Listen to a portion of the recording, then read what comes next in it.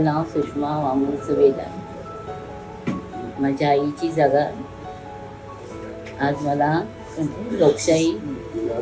लोकशाही दिनांक संजीव जयस्वाल साहेब यांच्या